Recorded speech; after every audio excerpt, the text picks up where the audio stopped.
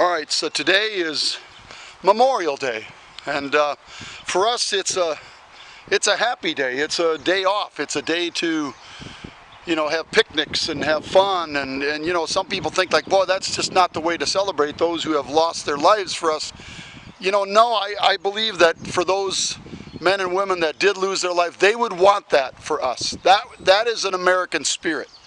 But I want to share something just kind of interesting. In this day in history, in the Korean War in 1952, May 25th, is at a POW camp, where we're holding prisoners and stuff. It's interesting that let me read this here. It says, communist POWs greet 4 UN Canadian soldiers in a jeep with a large banner reading, Canadian, British, Dutch, employed by American imperialists.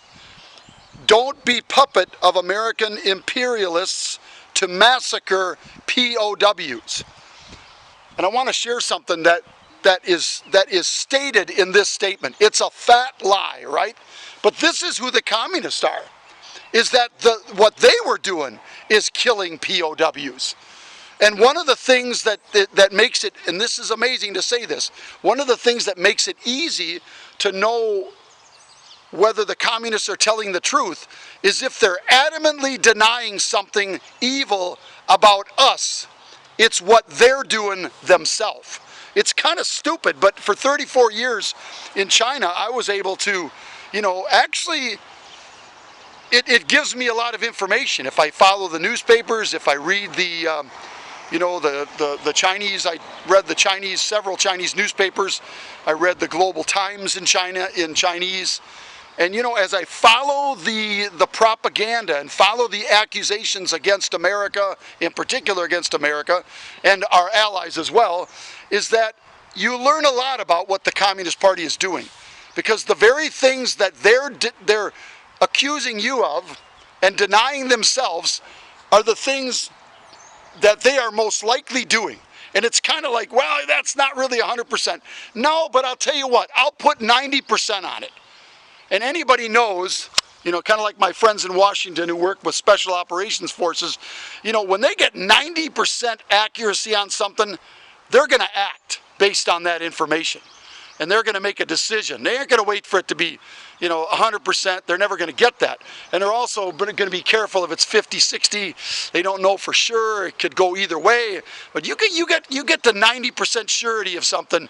You're going to act and you're going to respond. And that's what we need to do as Americans. I keep bringing up John chapter 10, verse 10, right?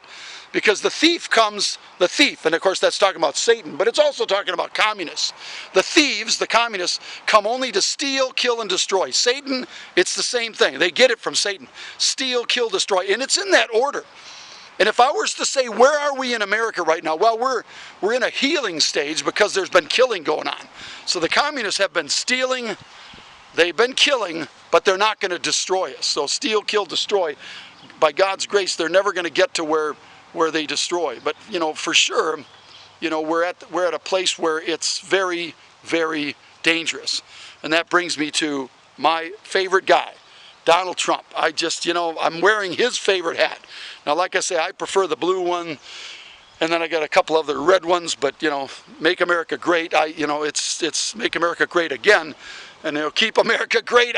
We're in the process of making America great again, and then when we get to that place, thank you, God, we'll keep America great. But, the Korean War, is a battle that we can't forget either, and of course, what is it, 1950, 51, 52, 53, those years. And we fought the Chinese communists. We fought, it's still communism. And I think of the Vietnam War the same way.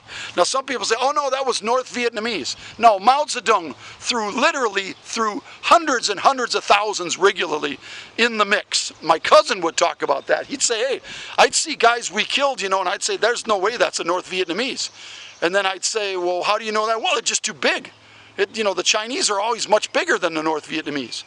And there were other ways they could tell too that the Chinese were, wearing the North Vietnamese uniforms and stuff. But they're sent by Mao Zedong, because remember, Mao Zedong is out to destroy us, just like all these communist dictatorial thugs and leaders there, and Xi Jinping is no exception. Matter of fact, he's one of the worst, if not the worst, since Mao Zedong. So with that, we're not going to give in on him. We're going to continue to hold our ground.